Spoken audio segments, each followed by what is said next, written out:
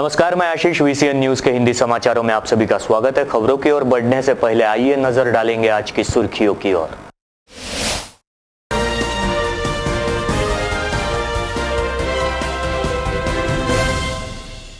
पालक मंत्री ने समीक्षा बैठक में की पुलिस की खिंचाई। शहर में बढ़ती महिला छेड़छाड़ पर दिए सख्त कार्रवाई के आदेश।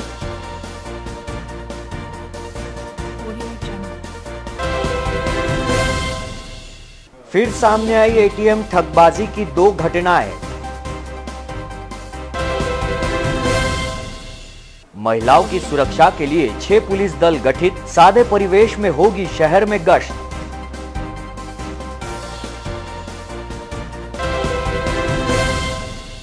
और मामा ने किया भांजे का अपहरण, पहुंचा सीधा हवालात। ये थी आज की सुर्खियां, आइए देखते हैं खबरें विस्तार से।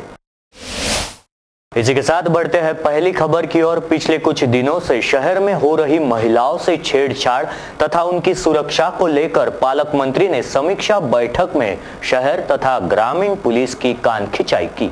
पालक मंत्री प्रवीण पोटे पाटिल ने गुरुवार की शाम स्थानीय जिलाधीश कार्यालय के सभागृह में शहर की कानून व्यवस्था पर एक समीक्षा बैठक लेते हुए ग्रामीण तथा शहर पुलिस अधिकारियों की कान खिंचाई की।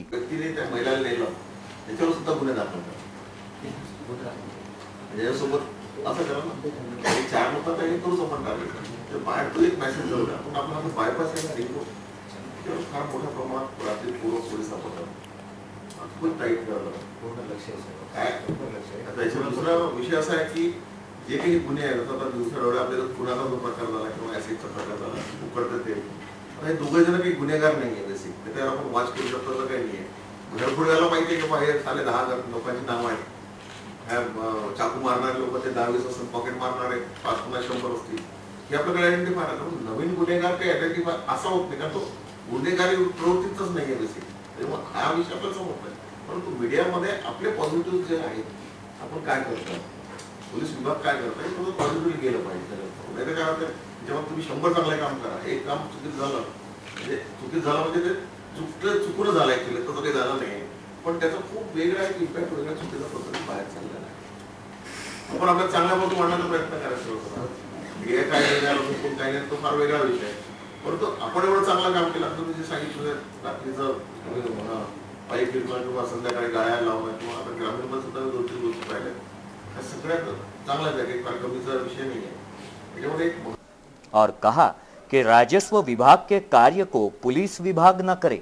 शहर में महिलाओं के साथ छेड़छाड़ तथा अन्य वारदातों को लेकर पालक मंत्री ने 2 टूक कहा है कि ऐसे आरोपियों को पहले मारो पीटो, फिर अस्पताल में एडमिट करो, बिना रिकॉर्ड के ही छोड़ दो, अगर मनचला फिर दिखाई दे तो फिर मारो और कड़ी कार्रवाई करने के सख्त आदेश दिए। पश्चात शहर पुलिस आयुक्त तथा पुलिस अधीक्षक ने अपने अपने कार्यों का ब्यौरा भी पालक मंत्री के समक्ष पेश किया और उन्होंने सुपर एक्सप्रेस पर घूमने वाले लैला मजनुओं पर कार्रवाई करने के भी आदेश पुलिस विभाग को दिए तथा स्कूल एवं महाविद्यालय परिसर में सादे परिवेश में पुलिस तैनात करने के भी आदेश इस समीक्षा बैठक के दौरान दिए गए। मला असं वाटतं की पोलीस विभागाला आपली हक्की थोडीशी दाखवण्याची गरज आहे। काय झालं की गुंडा प्रवृत्तीचे जे लोक आहेत किंवा जे बाकी बिझनेस करणारे म्हणजे 2 नंबरची कामं करणारे यांच्यावर थोडंसं वचक पूर्ण कमी असल्यासारखं काय तर मला थोडंसं भाग दिसतोय। आणि दुसरं की ज्या ठिकाणी रेती आपण मोठ्या प्रमाणात पकडण्यात आली, रेतीचा आपल्या पोलीस विभागाला काही संबंध नाही आहे, महसूल डिपार्टमेंट हे करणार आहे। आणि महसूल डिपार्टमेंट म्हटलं तुम्हाला का रेती पकडतो ठीक आहे, हरकत नाही आहे, हा एक फार महत्त्वाचा विषय झालेला आहे। कारण इथे शहरामध्ये मोठ्या प्रमाणात कामं चालू आहेत, लीगल असेल 100% पकडले मला नाही, पण जबरदस्ती जर आपण त्याला ओढून काढून केलं तर ते खूप चांगलं राहणार। इसी के साथ बढ़ते अगली खबर की ओर। शराब पीने के दौरान 2 दोस्तों में हुए आपसी विवाद के चलते एक दोस्त ने दूसरे को चाकू और पत्थरों से बुरी तरह घायल करने की घटना सामने आई। जानकारी के अनुसार राजापेट थाना क्षेत्र के चौरे नगर निवासी मनोज मानमोड़े उम्र 37 तथा सुनील बंसोड़ नामक 2 दोस्त गुरुवार की शाम स्थानीय शिवशक्ति नगर में एक साथ बैठकर शराब पी रहे थे। इस दौरान किसी बात को लेकर दोनों में विवाद हुआ। सुनील बंसोड़ ने अपने जेब से चाकू निकालकर मनोज के पेट पर वार कर दिया और उसे बुरी तरह से लहूलुहान करने के पश्चात पास ही पड़े हुए ईंटों से उस पर वार किया। घटना की जानकारी मिलने पर मौके पर पहुंची राजापेट पुलिस ने घायल मनोज को इरविन में भर्ती कराया, जहां उसके परिजनों ने गंभीर रूप से घायल मनोज को निजी अस्पताल में भर्ती कराया। स्थानीय पुलिस आयुक्तालय द्वारा पुलिस ग्राउंड पर जागर तरुणाईचा इस कार्यक्रम का आयोजन कर स्कूली छात्र तथा छात्राओं को मार्गदर्शन किया गया। दौरान पालकों को भी पालक मंत्री तथा पुलिस आयुक्त ने सुरक्षित रहने का संदेश दिया। स्थानीय पुलिस ग्राउंड पर पुलिस आयुक्तालय द्वारा जागर तरुणाईचा इस कार्यक्रम का आयोजन किया गया, जिसमें अमरावती के स्कूली छात्र छात्राओं ने बड़े पैमाने पर उपस्थिति दिखाई। इस कार्यक्रम के दौरान छात्र तथा उनके पालकों को भी आमंत्रित किया गया था। तो इसी समय पालक मंत्री प्रवीण पोटे इन्होंने उपस्थितों को संबोधित किया और छात्रों को मार्गदर्शन भी किया।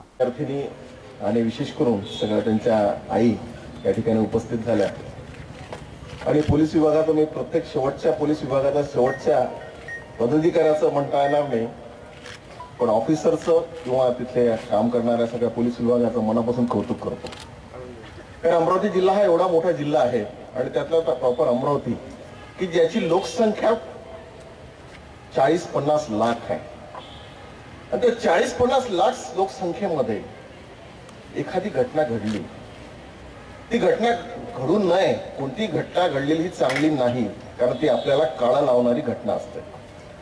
याचं कारण वैयक्तिक जर आपण विचार केला तर फार एक छोटंसं उदाहरण तुम्हाला सांगतो की आपली मुलगी, माझी सुद्धा मुलगी आहे, ती 10व्या वर्गात जाते, माझा सुद्धा मुलगा आहे तो इंजिनिअरिंग कॉलेजला शिकतोय। ही जबाबदारी कोणाची? ही जबाबदारी फक्त एका पोलिसाची नाही आहे किंवा तिथे असलेल्या शिपाईची नाही आहे, डीसीपीची नाही किंवा नुसतं सीपीची नाही आहे।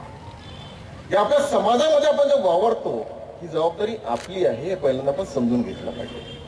माझी मुलगी जर 9व्या वर्गात जात असेल, माझी मुलगी जर 10व्या वर्गात जात असेल तर माझ्या बायकोचं पहिल्यांदा हे काम असलं की मुलगी परत आल्यानंतर त्या मुलीचं बिहेवियर कसं आहे, कॉलेजमध्ये जाताना किंवा शाळेत जाताना हिचं बिहेवियर होतं कसं आणि परत आल्यावर बिहेवियर आहे कसं, हे त्या आईचं सुद्धा फार महत्वाचं काम।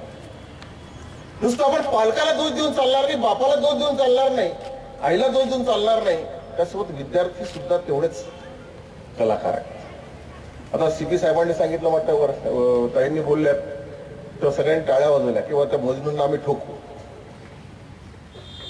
पण मजनूंना ठोकायची वेळ काय येते हे आपण आत्मपरीक्षण केलं पाहिजे।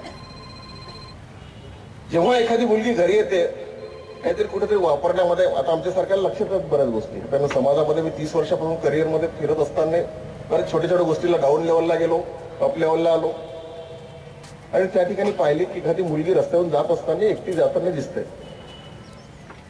माझ्यासारखा किंवा माझ्या ओळखीची असलेली एखादी माझ्या बाजूच्या कोणाची मुलगी असली तरी आम्ही फार काही लक्ष देत नाही। त्याचं कारण म्हणून आपण जो उल्लेख केला ना तो फार महत्वाचा आहे। पहिलं आपलं संयुक्त कुटुंब होतं, एका कुटुंबामध्ये आपण मावशीची, आपण दिवाळी उन्हाळा सुट्टी लागली किंवा दिवाळी असली तर मावशीच्या इथे, मामाची इथे, आत्याची इथे असं आपण सगळ्या ठिकाणी जात होतो आणि मोठ्या प्रमाणात सुट्ट्या एकाच ठिकाणी एकत्र येऊन करत होतो। दौरान उपमहापौर संध्याताई टिकले, प्राचार्य स्मिता देशमुख, डॉक्टर मोना चिमोटे इनके समेत पुलिस आयुक्त द्वारा छात्रों का एवं पालकों को सुरक्षित रहने का आह्वान किया गया। दौरान किसी अप्रिय घटना की जिम्मेदारी पुलिस विभाग की नहीं, ये भी आयुक्त द्वारा बताया गया। हमारा कार्यक्रम था 5-6 दिन पहले, उसके पहले 3-4 महीने से हमें प्लान किया था कि एक समाज जागृति के लिए और जो तरुणाई जो भरकट रही है उसके बारे में कुछ प्रबोधन होना चाहिए। तो बीच में गणेशोत्सव आ गया, नवरात्र आ गया, दीपावली आ गया और बाद में ऐसे बंदोबस्त चलते हुए तो वो बैक हो गया और पिछले 10-12 दिन पहले एक इंसिडेंस हो गया। उसके बाद में हमें एक प्रोग्राम रखा कि एक जागर तरुणाईचा और सामाजिक बांधिलकी और सामाजिक उत्तरदायित्व, ये कार्यक्रम आज रखा है। शहर के जो अच्छे वक्ता है, महिलाएं, उनको यहाँ बुलाया है। अभी जो छात्राएं हैं, लड़कियाँ और बाकी महिलाएं, विविध संगठन में काम करने वाली, शांतता कमेटी में वाली, पुलिस के संबंध में नगर सेविका, माजी नगर सेविका, ऐसे सभी लोगों को यहाँ बुलाया। इस कार्यक्रम के पश्चात पालक मंत्री जब वहां से निकलने के लिए गाड़ी में बैठे ही थे कि उनके गाड़ी के सामने एक महिला आकर खड़ी हो गई। किसी को कुछ पता चले इससे पूर्व ही उपस्थित महिला अधिकारियों द्वारा उसे हिरासत में लिया गया। चर्चा है कि उस महिला का कुछ काम था जो अभी तक नहीं हुआ, जिसके कारण वो सीधा पालक मंत्री की गाड़ी के सामने जा खड़ी हुई। हाल ही में एक नाबालिग छात्रा के चेहरे पर गर्म तेल फेंके जाने के मामले की गंभीरता को देखते हुए 6 पुलिस दल गठित किए गए हैं, जो शहर के निर्जन स्थल तथा पर्यटन स्थलों समेत महाविद्यालय परिसर में भी गश्त करेंगे। हाल ही के दिनों में महिलाओं तथा युवतियों के साथ हुई घटनाओं को देखते हुए पुलिस आयुक्त के आदेश पर कुल 6 पुलिस दलों का गठन किया गया है, जिनमें 1 पुलिस अधिकारी तथा 4 पुलिस कर्मचारियों का समावेश है। इस टीम में 2 महिला कर्मचारियों को भी नियुक्त किया गया है, जो शहर के सभी 10 थाना क्षेत्रों में रोजाना गश्त करेगी। इन टीमों को शहर के अलग अलग थाना क्षेत्र दिए गए, जो Badali, Chhatri Talab, welcome point, bamboo garden, Maltekdi, Akoli railway station, Kundeshwar तथा सुपर एक्सप्रेस हाईवे के साथ ही शहर के स्कूलों एवं महाविद्यालय परिसर में भी सादे परिवेश में गश्त करेंगे। इसके साथ ही यहां पकड़े जाने वाले युगलों को पकड़कर थाने लाया जाएगा, जिसके बाद उनके परिजनों को भी थाने में बुलाकर उन छात्र छात्राओं की जानकारी दी जाएगी। किसानों की कर्ज माफी, कपास उत्पादक किसानों को 25,000 का मुआवजा, संतरा उत्पादक तथा सोयाबीन उत्पादक किसानों के हित में स्वामीनाथन आयोग लागू किए जाने की मांग के साथ प्रहार जनशक्ति पक्ष की ओर से जिलाधिकारी कार्यालय पर मोर्चा निकाला गया। किसानों की पूरी तरह से कर्ज माफी कराने, 7/12 नील करने, ऐसी प्रमुख मांग के साथ बोंड अड़ी के प्रभाव से ग्रस्त किसानों को 25,000 का मुआवजा दिया जाए तथा संतरा उत्पादक किसानों को प्रति हेक्टेयर 1 लाख का अनुदान दिए जाने की मांग के साथ प्रहार जनशक्ति पक्ष की ओर से मोर्चा का आयोजन किया गया।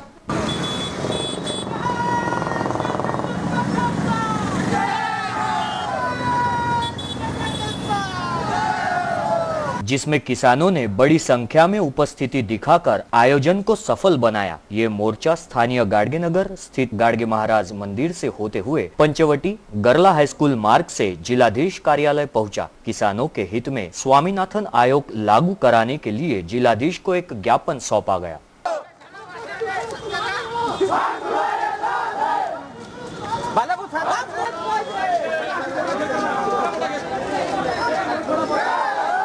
मागणी आहे, ते जर मागणी मान्य झाली तर म्हणजे बोजा कमी होईल मजुरीचा, त्यामुळे शेती कमी होईल. म्हणजे सर आम्हाला एका वर्षाला जोराचा पेमेंट, जसं या वर्षी आपलं 100% आपल्या शेतात उत्पन्न झालं नाही, जर सरकार जर आपल्याला जर पेरणी ते कापणीपर्यंत जर आपल्याला जर पैसा पेमेंट तर कमीत कमी आपल्याला ती चोट नाही बसणार शेतीत. मजुराचा पेमेंट त्या एमआरपी सुरू झाला पाहिजे, तो लागणारा मजूर आहे तो एमआरपी.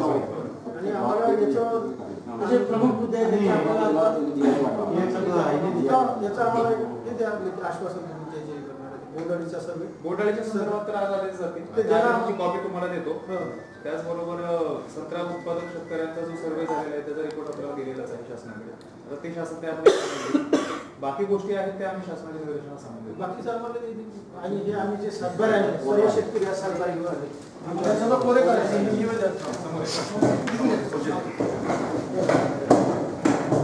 ते 7/12 आम्ही ठेवा सगळं आणि दिसतात.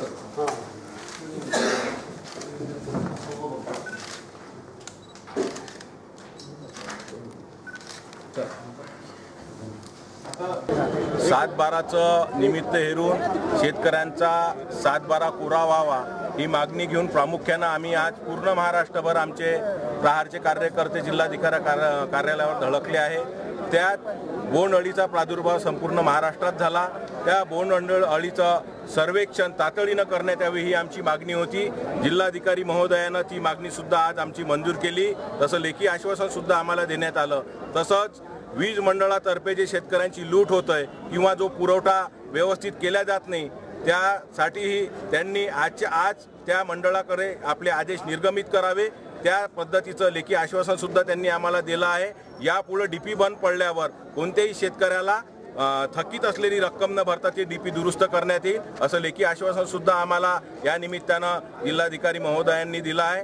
तसंच सोयाबीन, तूर आणि कपाशी यांचं सर्वेक्षण आजपासूनच करण्यात येईल अशा प्रकारचं लेखी आश्वासन दिल्यानंतर हे प्रहारचं आंदोलन यशस्वी झालं असं मला वाटतं। तरी मी संपूर्ण शेतकऱ्यांना विनंती करन, आवाहन करन की त्यांनी आपापल्या गावातील तलाठी, मंडल अधिकारी किंवा आमच्या प्रहारच्या कार्यकर्त्या जाऊन आपलं झालेल्या नुकसानीची माहिती द्यावी, जेणेकरून शासनाचा मोबदला त्यांच्याकडे पोहोचन अशी आग्रहाची विनंती करतो। दौरान इस मोर्चे में उपस्थित किसानों ने प्रहार के माध्यम से सैकड़ों 7/12 जिलाधीश को सौंपे तथा भारतीय जनता पार्टी द्वारा दिए गए आश्वासन को पूरा करने की मांग किसानों द्वारा की गई। प्रहार द्वारा बताया गया कि आने वाले अधिवेशन से पहले अगर यह मांग पूरी नहीं होती है तो आंदोलन प्रहार स्टाइल में और भी आक्रामक किया जाएगा।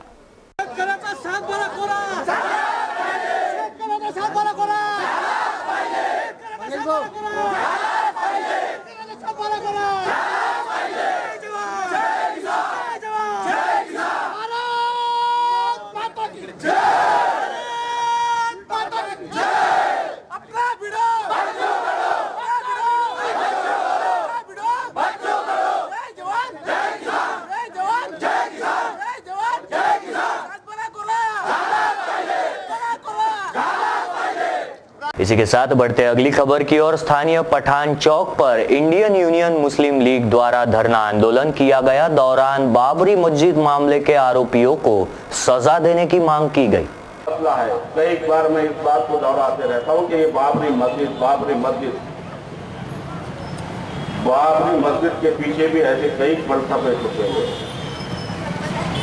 मैं फिर आप लोगों को उस बात का एहसास दिलाना चाहता हूँ कि जो आज सुप्रीम कोर्ट में 5 तारीख थी, उस पर वकीलों ने बेहतरीन गिरा भी करे।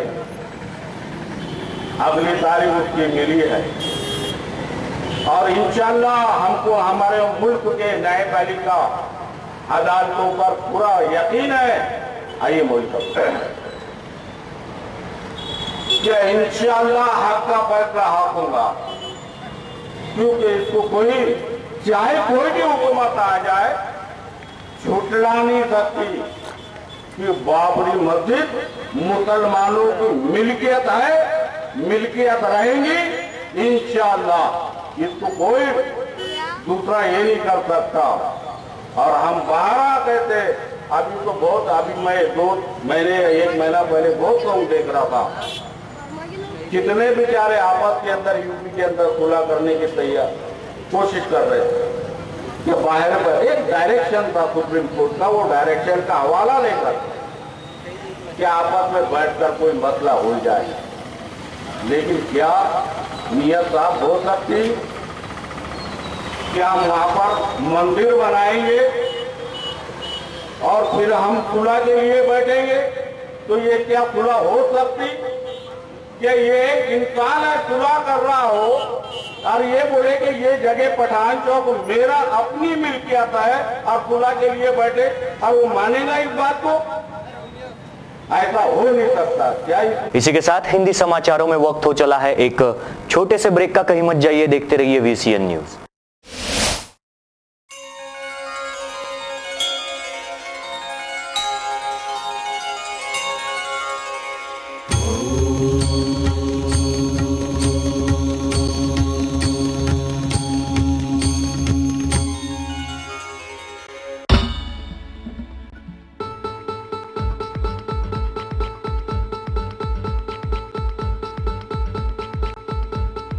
घरची शान, घरचा मान, घराकडे तिचे सर्व ध्यान। कोण आहे ती? अहो हो, कोण आहे ती? गृहलक्ष्मी, गृहलक्ष्मी।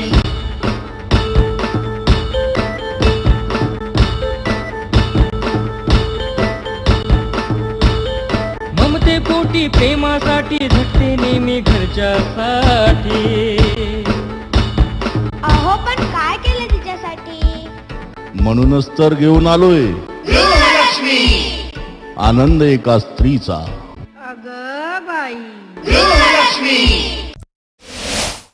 ब्रेक के बाद मैं आशीष फिर एक बार आप सभी का स्वागत करता हूं। बढ़ते अगली खबर की ओर। इसी के साथ बढ़ते हैं अगली खबर की ओर। शेगांव के समीप येरली गांव के पास पूर्णा नदी के पुल पर ट्रक और बस आमने सामने आने से दुर्घटनाग्रस्त हुए, जिसमें ट्रक नीचे गिर गया तो 55 बस प्रवासी बाल बाल बचे। बस क्रमांक MH07C9270 जलगांव से नांदेड़ की ओर जा रही थी, तो वहीं ट्रक नांदुरा से जलगांव की ओर आ रहा था। बीच रास्ते में शेगांव के समीप येरणी गांव के पास पूर्णा नदी के पुल पर दोनों वाहन आमने सामने आए। आगे बढ़ते समय दोनों में भिड़ंत हुई और ट्रक नदी में जा गिरा। दूसरी तरफ से आ रही बस भी खाई में गिरते गिरते बची। इस घटना के प्रत्यक्षदर्शियों ने बताया, प्रत्यक्षदर्शी, इस पुल की खस्ता हालत को लेकर स्थानीय नागरिकों द्वारा संबंधित प्रशासन के पास कंप्लेंट भी कराए जाने की बात पता चली है। इस दुर्घटना में ट्रक चालक की मौके पर ही मौत हो गई, तो एसटी में सवार 55 यात्रियों को मौका देख तुरंत जान बचाने में कामयाबी मिली। जळगाववरून नांदेडकडे जाऊन राहिली ती आणि ट्रक नांदुऱ्यावरून जळगावकडे जाऊन राहिलता। एसटी 4 मोऱ्या ओलांड्याची राहिली ती आणि इकडून ट्रक जोरामध्ये आला आणि इकडून या ट्रकले एसटीला ठोस मारली। त्यांना या पुलाला रेलिंग गिलिंग काहीच नाही आहे। याच्या अगोदर ते रेलिंग गिलिंग सर्व कंप्लीट करायला पाहिजे होतं गव्हर्नमेंटनं, बरोबर आहे ना भाऊ? हां, आणि हे सगळं आकाश झाला, ट्रक खाली पडला, एसटी अर्धी पुलाच्या खाली गेली आणि लोक खूप लढ्या बोंबायला लागले आणि ते सर्व लोक 2 मिनिटात 5 मिनिटात ते गाडी खाली करून घेतली। गाडी आम्ही खाली गुरे ढोरं चोरून राहिलो। अतिक्रमण दस्ता और पुलिस की कार्रवाई से बचने के लिए छोटे व्यवसायियों की भगदड़ मच जाती है। इस दौरान उपस्थितों समेत सतर्क रहने की अपील की जा रही है। समूचे शहर में छोटे व्यापारी अपनी हाथ गाड़ियों से सामान बेच गुजर बसर करते हैं, जिनसे महानगर पालिका इन छोटे व्यवसायियों को 5 रुपए की रसीद देकर 1 दिन का परवाना देती है, जिसके द्वारा इन व्यवसायियों को महानगर पालिका क्षेत्र में अपना कारोबार करना होता है। इनमें सबसे ज्यादा तादाद है सब्जी बेचने वालों की। कई जगहों पर सब्जी के ठेलों द्वारा यातायात में भी तकलीफ होती देख अतिक्रमण दस्ते द्वारा कार्रवाई की जाती है। ऐसे में पहले ही यातायात की समस्या से अमरावती शहर का मध्य स्थल बाधित है। कई रास्तों से एक साथ काम किया जा रहा है, जिसके चलते यातायात की समस्या निर्माण हुई। ऐसे में इन छोटे व्यवसायियों का दायरा भी तय किए जाने की मांग की जा रही है। तो वहीं अतिक्रमण विभाग और पुलिस की गाड़ियां देखते ही इन छोटे व्यवसायियों में भगदड़ मच जाती है। अपना सामान बचाने की मशक्कत करते हुए इस भगदड़ में नागरिक भी जख्मी होने की संभावना से नकारा नहीं जा सकता। ऐसी कार्रवाई के दौरान उपस्थित नागरिक एवं व्यवसायियों से सतर्क रहने की अपील VCN न्यूज करता है। शहर के सिद्धार्थ नगर में बीते बुधवार की शाम उस समय सनसनी मच गई जब एक नाबालिग का अपहरण किए जाने की वारदात सामने आई। जानकारी के अनुसार गाडगेनगर थाना क्षेत्र के सिद्धार्थ नगर में आठवले नामक युवक रहता है। पारिवारिक अनबन की वजह से उस युवक ने पत्नी को तलाक देते हुए गत 2 वर्ष पहले से अपने नाबालिग बेटे को साथ लेकर रह रहा था, जबकि उसकी पत्नी अपने मायके चांदुर बाजार में रहती थी। गत बुधवार की दोपहर आठवले के घर पहुंचे उसकी पत्नी के भाई रूपेश थोरात ने अपने नाबालिग भांजे को साथ लेकर चांदुर बाजार चले जाने की शिकायत पर हरकत में आई गाडगेनगर पुलिस ने तत्काल चांदुर बाजार जाकर रूपेश थोरात व अपहृत किए गए नाबालिग को गाडगेनगर थाने में लाया गया। अपहृत बालक को उसके पिता को सौंपा गया, जबकि रूपेश थोरात को दफा 363 के तहत गिरफ्तार किया गया। एटीएम से रकम ट्रांसफर होने की वारदातों में उड़ीसा निवासी एक आरोपी को गिरफ्तार किए जाने के बाद भी पिछले 24 घंटों में एटीएम ठगबाजी की 2 वारदातें सामने आई। शहर में पिछले 24 घंटे में एटीएम ठगबाजी की 2 घटनाएं सामने आई। मामले की शिकायत पुलिस में दर्ज की गई। जानकारी के अनुसार ठगी की पहली घटना अकोला निवासी रवेश गोविंदराव व्यवहारे के साथ हुई है। उनकी शिकायत के अनुसार स्थानीय शाम चौक स्थित SBI के उनके खाते से अज्ञात ने 5000 की रकम 4 बार विड्रॉल की। अन्य एक घटना में राजापेट थाना क्षेत्र के श्यामनगर निवासी कलमेश विरुलकर इनके रुक्मिणी नगर स्थित SBI के ATM से अज्ञात ने 6500 की रकम निकाली। बता दें कि शहर के बडनेरा तथा गाडगेनगर थाना क्षेत्र के SBI खाते धारकों के खातों से इसी तरह के रकम निकाले जाने की वारदातें हो चुकी है। जिनमें करीब 20 SBI खाते धारकों के खातों से 23 लाख की रकम उड़ाने वाले उड़ीसा निवासी परितोष पोद्दार को अपराध शाखा की टीम ने गिरफ्तार किया है, जबकि परितोष पोद्दार के अन्य साथियों की तलाश में अपराध शाखा की 2 टीमें विविध राज्यों में भी गई है। समझा जा रहा है कि परितोष के पकड़े जाने के बावजूद उसके अन्य साथी ATM ठगबाजी की घटनाओं को अंजाम दे रहे हैं। दारापुर तहसील के येवदा गांव में महिलाओं ने अपने पिता का अंतिम संस्कार कर समाज के सामने आदर्श रखा। हमारे संवाददाता साजिद सौदागर की ये रिपोर्ट। जो ये सोच रखते हैं कि औरतें सिर्फ घर चला सकती है, ऐसी सोच वालों को बता दिया कि औरतें जॉब तो कर ही सकती है, लेकिन अपनी माँ बाप का अंतिम संस्कार तक कर सकती है। दरियापुर तालुका के येवदा गांव में बापूराव रामचंद्र बोरकर, इनकी मृत्यु के पश्चात इनको लड़का न होने के कारण लड़कियों द्वारा चिताग्नि दी गई और अंतिम संस्कार किया गया। दारापुर निवासी बाबूराव रामचंद्र बोरकर, इनके मृत्यु के पश्चात इनकी बेटियों द्वारा इनको मुखाग्नि दी गई और समाज के सामने एक आदर्श रखा गया। हमारे संवाददाता साजिद सौदागर द्वारा आइए जानेंगे इन लड़कियों ने क्या कहा। ये थे आज के हिंदी समाचार। हिंदी समाचारों में वक्त हो चला है यहीं पर रुकने का, लेकिन रुकने से पहले फिर एक बार नजर डालेंगे आज की सुर्खियों की ओर।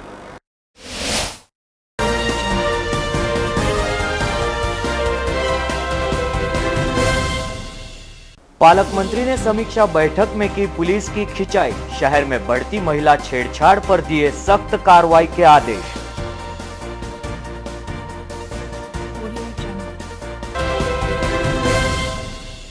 फिर सामने आई ATM ठगबाजी की 2 घटनाएं। महिलाओं की सुरक्षा के लिए 6 पुलिस दल गठित, सादे परिवेश में होगी शहर में गश्त।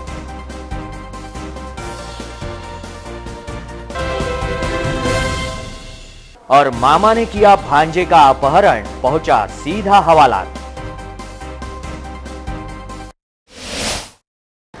ये थी आज की सुर्खियां।